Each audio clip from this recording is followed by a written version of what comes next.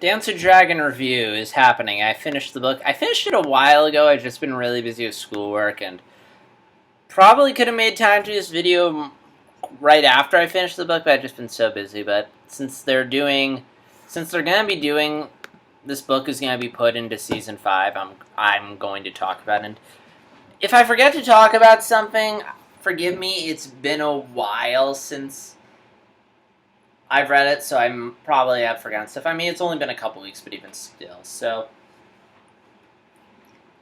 the one thing I have to say about George R. R. Martin, first off, I will say this, overall, I have liked Feast for Crows and Dance of Dragons, so I don't think they're as good as, sorry if I stutter, I'm really tired, as good as Storm of Swords.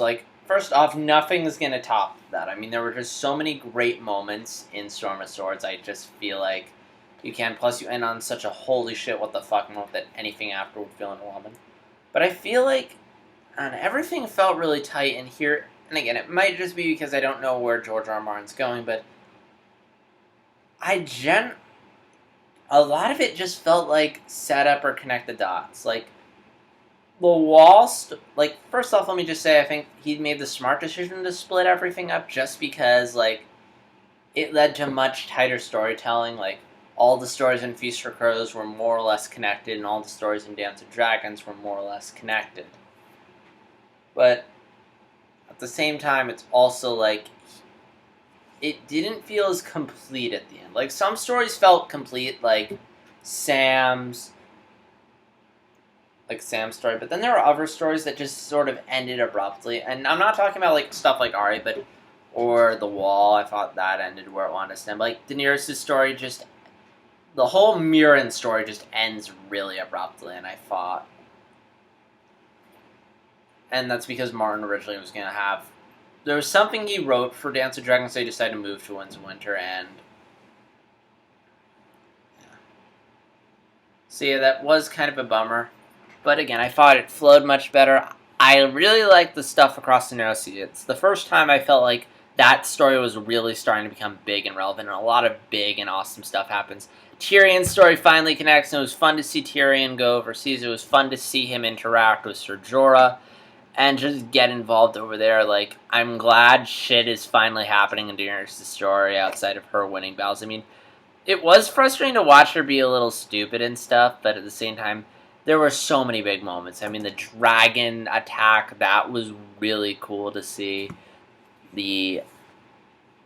Her being out there. I'm really curious where Daenerys' story is going now. Is she still going to take the Iron Throne? Is she going to go back to Meereen? We have these branching stories. I'm also really curious what in the world... that's the frustrating thing now that I've read the books, is I have to wait to find out what's going to happen, or just boycott the show until Winds of Winter comes out. Because, there's this huge battle that's being geared up for at Meereen, which I'm guessing we're going to see in the show, since, especially considering I've heard Daenerys' story is going to get sped up big time in the show. Yeah, it looks really intense. I mean, the dragons are loose, people are dying, holy it's insane. Wall story wasn't that exciting, though. I mean, it was very slow.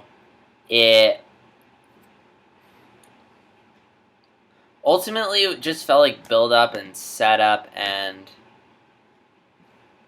it's one of those things where, nothing really happens until the end. The thing that happens at the end, the big moment, while shocking, it also just, and I'm really curious what's going to happen with that story next, it ultimately just felt like Martin just trying to outdo the Red Wedding,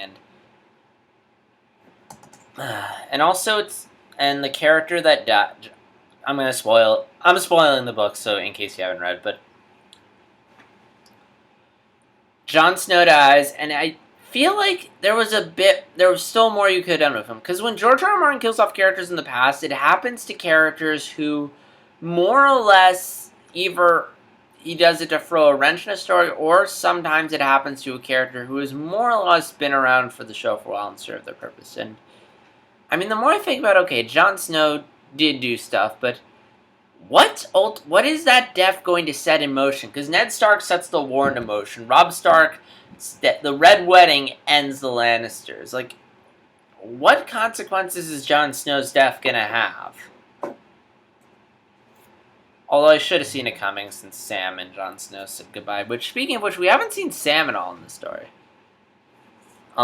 Theon's story I thought was interesting. It was really intense, well done. I'm glad that we have at least some reunion on the show. And trying to think what else. Bran's story was it was interesting, but he was like barely in it. It was just a couple chapters. And the one frustrating thing with these books is that, like, when they picked up like the stories in Feast for Crows, and I get this was originally conceived as one book and it was just 1 to 2, and I think ultimately it was the best way to do it. It just led to much more complete stories, and honestly, like, it led to more tight storytelling. Again, most of the stories we were jumping around to were very connected to each other. It would have been way too all over the map if you tried to do it in one season, one book. Which is that when we picked up the stories when we caught up with Feast for Crows and started like getting the stories, like, we didn't get that much. Like, we got maybe like 1 or 2 chapters of each story. Like, Arya got like 1 or 2 chapters. Like, she gets her eyes back, and then next chapter she gets a new assignment. Cersei gets like 2 or 3 chapters. Like, it's like the pickup. Like, here's the last chunk. Like, and Jaime's story is like a joke. It's like 1 chapter, Brienne tells him, let's go somewhere, and we go to Winds of Winter. And it's like, you could have done that in the last book. So there is that frustrating part, and I guess it's good in that I really want to know what's going to happen, but unfortunately, like, I have to wait. Like, that's the frustrating part. Now that I'm done with the books, I have this period where I just have to wait and wait and wait. And it's just really frustrating. I mean, the show is going to satisfy that because it's going to cover those books and probably Winds of Winter, but yeah. So yeah, I probably forgot to cover stuff, so if, like, there's something I didn't mention that you want mentioned, please comment below and let me know. And as always, dislike, subscribe, and really hope Winds of Winter comes out soon because I really want to read that. And I hope it comes out before the show gets to season 6. Until next time, take care.